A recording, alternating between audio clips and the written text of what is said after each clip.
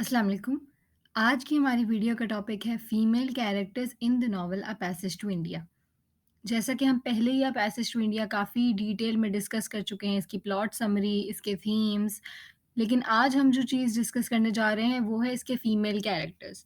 Female characters में से पहले एडला क्वेस्टेड के साइकिक मैकेनिज़्म के ऊपर मैं एक वीडियो ऑलरेडी बना चुकी हूँ, लेकिन आज हम ओवरऑल फीमेल कैरेक्टर्स को डील करेंगे।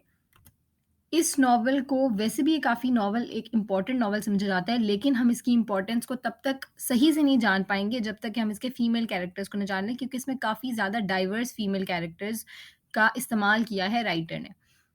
तो यहाँ पे मैंने कुछ एक फ्लो चार्ट टाइप सा बना दी जिसके अंदर मैंने तमाम फीमेल कैरेक्टर्स के नाम लिख दिए हैं। यहाँ से हम ज़रा सा जनरल आउटलुक इनकी देख सकते हैं कि एक मिसेस टर्टन है, मिसेस कैलेंडर हैं, फिर मिसेस मूर हैं, एडला क्वेस्टेड है, मिस डेरेक हैं, मिसेस भट्टाचार्य हैं और बेगम हमीदुल्लाह। और इनके मैंने नीचे छोटे-छोटे कैरेक्टर ट्रेट्स भी दिए गए हैं जिनको हम पढ़ के इनका अंदाज़ा लगा सकते हैं कि इनका कैरेक्टर किस तरह का होगा। लेकिन आगे मैंने इनको डिटेल में भी डील किया है। तो हम यहाँ देख लेते हैं कि इस नॉवल के अंदर जो टाइप्स ऑफ वुमेन हैं, वो 3 तरह की वुमेन दिखाई गई हैं। एक है द एंग्लो इंडियन वुमेन, एक है ब्रिटिश वुमेन और एक है नेटिव इंडियन वुमेन। जो एंग्लो इंडियन वुमेन हैं, वो किस तरह का ग्रुप है वुमेन का, जिसके अंदर हम देखते हैं कि सारी जो कॉलोनियल स्टाफ इंडिया के अंदर था, यानी कि जो कॉलोनाइज़र्स आए थे इंग्लैंड से, ये तमाम तर उनकी वाइव्स हैं। और हम ये कह सकते हैं कि ये कॉलोनाइज़र्स का ही एक तरह का फीमेल वर्ज़न है या फीमेल रेप्लिका है। और ये जो इंग्लिश वुमेन थी, जो कॉलोनाइज़र वुमेन हम इनको कह सकते हैं, ये काफ़ी ज़्यादा प्राउड हैं, एरोगेंट हैं, मतलब अपने आप को कॉलोनाइज़र के ही लेवल पे ये देखती हैं। और ये जो है, ये ज़्यादा इंडियन से घुलना-मिलना पसंद नहीं करती हैं और उनको काफ़ी ज़्यादा इन्फीरियर समझती हैं और खुद को बहुत ज़्यादा सुपीरियर समझती हैं। तो इसी के अंदर जो 2 हमारी हैं, मिसेस कैलेंडर, और यहाँ पे एक माइनर कैरेक्टर का भी मैंने साथ में नाम लिख दिया है जो कि है मिसेस लेज़ली। इनका ज़्यादा ज़िक्र पहले कहीं नहीं आया हुआ। ये मिसेस कैलेंडर तो हमें पता है मेजर कैलेंडर की वाइफ़ है। मेजर कैलेंडर कौन थे? जो कि सिविल सर्जन थे चंद्रपुर में और अज़ीज़ के साथ में ही काम करते थे और अज़ीज़ से सुपीरियर पोज़ीशन के ऊपर थे। जबकि जो मिसेस लेज़ले हैं, वो मिस्टर लेज़ले की वाइफ़ है। मिस्टर लेज़ले कौन है? एक ब्रिटिश ऑफ़िशियल हैं जो कि चंद्रपुर में ही काम करते हैं। तो ये जो दोनों हैं, ये वही दोनों औरतें हैं जो कि जब अज़ीज़ को बुलाया जाता है मेजर कैलेंडर की तरफ से और अज़ीज़ आता है अपना डिनर छोड़ के, तो मिसेस कैलेंडर जो है उसका टोंगा लेके चली जाती हैं बगैर उसकी इजाज़त के और बगैर उसको बताए। तो साथ में जो औरत जाती है उनकी, वो मिसेस लेज़ले ही होती हैं। तो इन दोनों का एटीट्यूड हमें यहाँ पे नज़र आता है कि वो इंडियंस को किस तरह का समझती हैं कि उसका टोंगा लेके जाते हुए वो उससे इजाज़त भी लेना या इवन बताना भी जो है वो ज़रूरी नहीं समझती। आगे हम देखते हैं मिसेस टर्टन, वो भी इसी कैटेगरी में फ़ॉल करती हैं, एंग्लो इंडियन वुमेन की कैटेगरी में, क्योंकि जो मिस्टर टर्टन है वो कलेक्टर हैं चंद्रपुर के और मिसेस टर्टन जो है वो उनकी वाइफ़ हैं और वो काफ़ी अरसे से, तकरीबन 20 साल से ज़्यादा उनको हो गया इंडिया में रहते हुए, और तब भी वो इंडियंस को जो है वो अपने बराबर नहीं समझती। वो समझती हैं कि एक इंग्लिश चाहे वो एक सर्वेंट ही क्यों ना हो, लेकिन वो इन इंडियंस से सुपीरियर ही रहेगी हमेशा, और वो काफ़ी ज़्यादा एरोगेंट है। इवन वो इंडियंस की नफ़रत में अपने हस्बैंड से भी काफ़ी आगे गई हुई है। इसकी एक एग्ज़ाम्पल हमें ब्रिज पार्टी के अंदर नज़र आती है, जब वो विमेन के पास जाके उनसे मिलना पसंद नहीं करती है। वो ये समझती हैं कि विमेन, जो इंडियन विमेन हैं, उनको आना चाहिए मुझसे मिलने के लिए, ना कि मैं उनके पास जाऊँ। और जो इंडियन वुमेन का जो पर्दा की यहाँ हमने काफ़ी पहले भी डिस्कशन की थी, उस चीज़ को ये काफ़ी ज़्यादा जो है वो हकारत की नज़र से देखती हैं, बिल्कुल भी पसंद नहीं करती कि वो पर्दा क्यों करती हैं। काफ़ी वुमेन जो थीं उन्होंने इंग्लिश लोगों को देख के पर्दा छोड़ भी दिया था, ताकि हम उनके लेवल को मीट कर पाएँ, लेकिन स्टिल जो है वो पसंद नहीं करती उनको। और इवन जो इंडियन लेडीज़ इंग्लिश बोलना जानती हैं, इसलिए कि वो इंग्लिश लोगों से इंटरैक्ट कर पाएँ, या वो अब्रॉड गई हैं पढ़ने के लिए या किसी भी रीज़न के लिए, उनका भी ये मज़ाक ही उड़ाती हैं और वो ये समझती हैं, वो उनको माइग्रेटरी बर्ड्स भी अक्सर कहती हैं। वो ये समझती हैं कि ये कुछ इस तरह के परिंदे हैं कि कभी इधर उड़ के चले गए, कभी उधर उड़ के चले गए, और इनका कोई अपना जो है वो स्टैंडर्ड नहीं है। इसके अलावा है मिस डेरेक, और मिस डेरेक का हमें पता है, हमने पहले भी ज़िक्र किया हुआ है मिस डेरेक का, कि जब एडला जाती है, उसका पूरा मैराबार केव का सीन होता है, वहाँ से वो बाहर निकल के भागती है, तो मिस डेरेक ही होती है जो अपनी कार में लिफ्ट दे के उसको लेके वापस आती है। तो मिस डेरेक की कार का काफ़ी हमें रोल नज़र आता है कि वो लोगों को लिफ्ट काफ़ी दे रही होती हैं। एक और माइनर सीन के अंदर भी अ प्रोफ़ेसर गॉडबुले को लिफ्ट देती है मिस डेरेक, तो यहाँ पे हम देखते हैं और वो जो कार भी है वो अपनी नहीं होती है उनकी, बल्कि वो अपनी एम्प्लॉयर की कार अक्सर बोरो करती हैं। और हम देखते हैं कि उनकी ये मिस डेरेक बेसिकली हैं कौन? तो ये इंडियन महारानी के यहाँ काम करती हैं और यंग इंग्लिश वुमन है जो कि वहाँ पे काम करती हैं बस। और एक इनका माइनर अगर हम देख लें रोल, वो ये भी है कि मेजर कि मिस्टर मैकब्राइड जो है उनके साथ उनका एक इल्लिसिट अफेयर भी है जो कि पुलिस के चीफ हैं। तो यहाँ पे बस मिस डायरेक्ट जो एक माइनर कैरेक्टर है, तो इन पे ज़्यादा हमें फ़ोकस करने की ज़रूरत नहीं है, सिर्फ़ इनकी कार का रोल जो है वो थोड़ा-सा हमें मेजर नज़र आता है। नेक्स्ट कैटेगरी जो ब्रिटिश विमेन है, विमेन की कैटेगरी के अंदर नेक्स्ट कैटेगरी में ब्रिटिश विमेन आती हैं। ब्रिटिश विमेन कौन-सी हैं? वो विमेन जो कि कॉलोनाइज़र नहीं है, लेकिन वो सिर्फ़ ब्रिटेन से आई हुई हैं इंडिया। तो हमें दिखता है कि जो 2 मेन कैरेक्टर्स हैं वो इसी कैटेगरी के हैं। एक मिसेज़ मूर और दूसरी मिस एडला क्वेस्टेड, और साथ ही साथ स्टेला मूर एक माइनर कैरेक्टर है लेकिन स्टिल यहाँ पे वर्थ मेंशनिंग है, तो मैंने मेंशन कर लिया है। स्टेला मूर कौन थी? मिसेज़ मूर की डॉटर जो कि लास्ट सीन में जाके अपीयर होती हैं और किसके तौर पे अपीयर होती हैं? फील्डिंग की वाइफ़ के तौर पे, क्योंकि फील्डिंग ने इंग्लैंड जाके वापस स्टेला मूर से ही शादी कर ली होती है।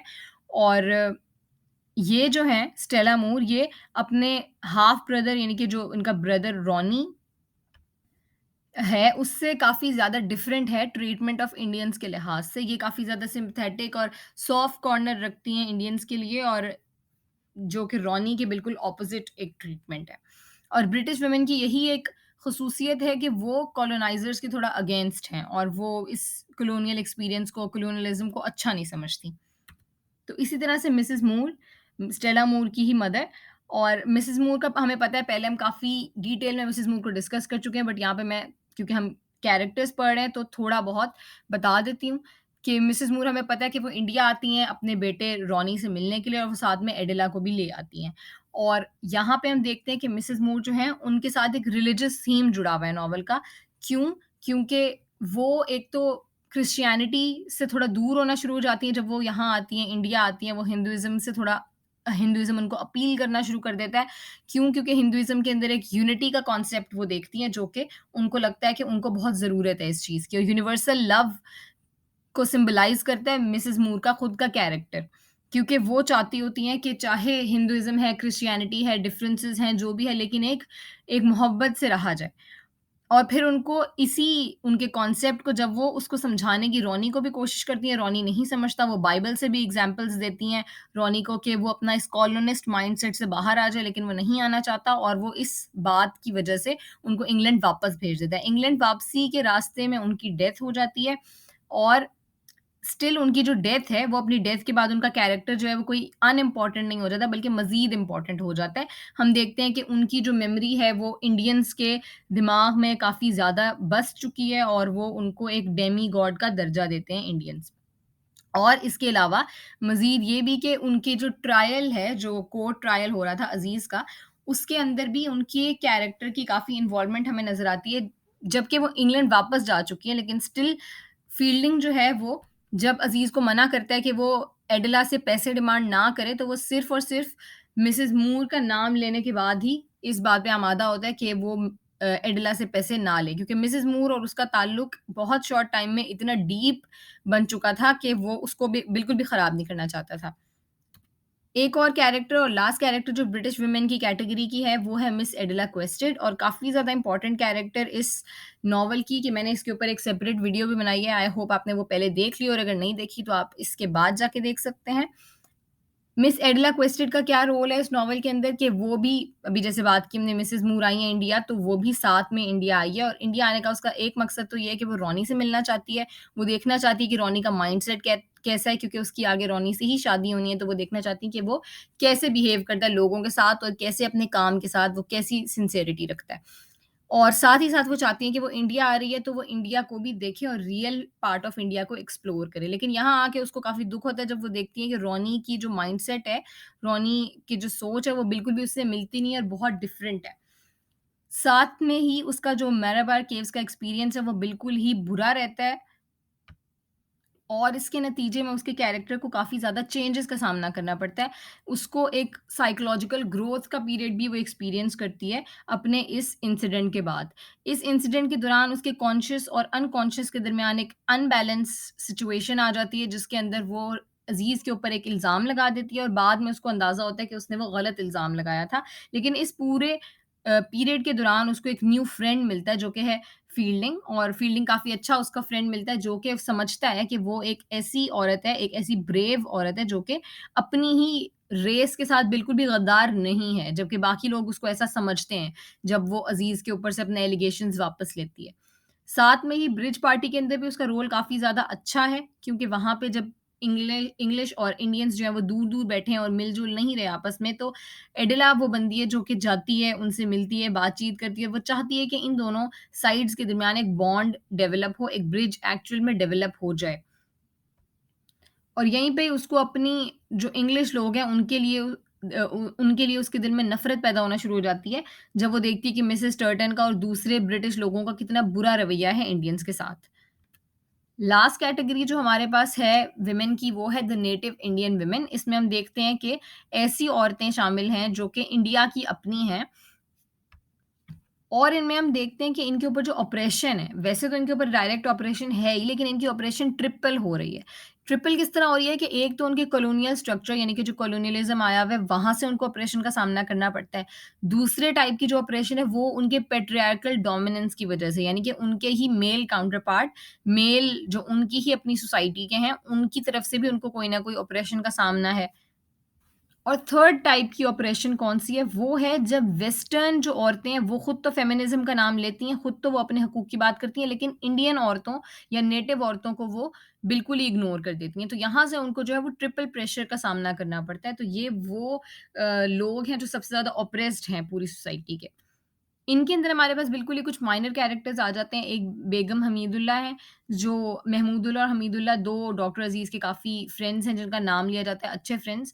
तो वहीं पे हमीदुल्लाह की जो वाइफ़ है, वो बेगम हमीदुल्लाह के नाम से यहाँ पे है। हम देखते हैं कि इन नेटिव इंडियन वुमेन का जो कैटेगरी है, उसके अंदर हमें वुमेन का नाम कहीं नहीं मिलता। तो यहाँ पे भी हमें यहाँ से भी हमें देखने को मिलता है कि कितना उनके ऊपर ऑपरेशन है कि उनके असली नाम हमें देखने को नहीं मिलते। ख़ैर, ये असली नाम वाली बात हमें ब्रिटिश वुमेन की साइड पे भी मिलती है कि हमें वहाँ पे भी ज़्यादातर वुमेन के नाम नहीं पता। तो इससे भी हमें ये देखने को मिलता है कि उस ज़माने में ज़्यादा वुमेन को सिर्फ़ उनके मेल काउंटर पार्ट्स के नाम से ही जाना जाता था।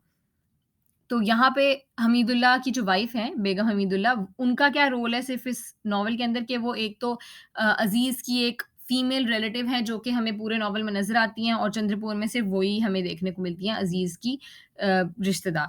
इसके अलावा वो अज़ीज़ को काफ़ी ज़्यादा फ़ोर्स करती हैं कि वो सेकंड मैरिज की तरफ सोचे, उसके बारे में सोचे, और वो ये भी समझती हैं कि वो गर्ल्स जो कि शादी नहीं करती, उनके लिए काफ़ी ज़्यादा वो वरिड फ़ील करती हैं कि उनको जल्द से जल्द हर लड़की को शादी कर लेनी चाहिए, ये बेगम हमीदुल्लाह का मानना है। एक और कैरेक्टर है मिसेस भट्टाचार्या का, इनका ज़िक्र भी हम पहले प्लॉट समरी के अंदर भी कर चुके हैं। वो कौन थी?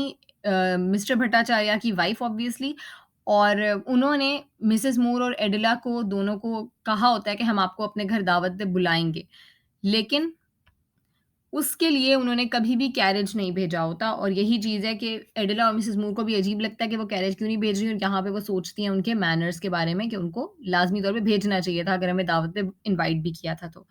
और तीसरी जो है women at the bridge party, ये सारी जो है वो रैंडम वुमेन की यहाँ पे बात हो रही है कि जितनी भी वुमेन जो ब्रिज पार्टी में मौजूद थीं, वो किस तरह से कन्फ्यूज़ थीं। वो इतनी ज़्यादा कन्फ्यूज़ थीं क्योंकि उनको हमेशा क्रिटिसिज़्म का सामना करना पड़ता था। अपने मेल काउंटर पार्ट से तो करना ही पड़ता था, साथ ही साथ ब्रिटिश औरतों और मर्दों से भी करना पड़ता था, क्योंकि वो उनको समझते थे कि ये एक तरह की बर्डन है अपने ही लोगों के ऊपर। क्योंकि वो घर पे रहती हैं, वो कोई काम नहीं करती, तो इसीलिए वो एक बर्डन बन चुकी हैं, और साथ ही साथ उनको रिडिक्यूल का सामना करना पड़ता है अपने पर्दा की वजह से भी, और जो पर्दा नहीं भी करती उनको भी कहीं न कहीं हर जगह से जो है वो क्रिटिसिज़्म का और रिडिक्यूल का ही सामना करना पड़ता है। तो इस तरह हमारी फीमेल कैरेक्टर्स इस नॉवल की ख़त्म होती हैं, एंड आई होप आपको वीडियो पसंद आई होगी। अगर वीडियो पसंद आई हो तो इसको प्लीज़ लाइक की ज़रूर कीजिएगा, और अगर मज़ीद आप इस तरह की वीडियोज़ देखना चाहते हैं तो मेरे चैनल को सब्सक्राइब करना ना भूलिएगा। Thanks for watching the video. Until the next video, अल्लाह हाफ़िज़।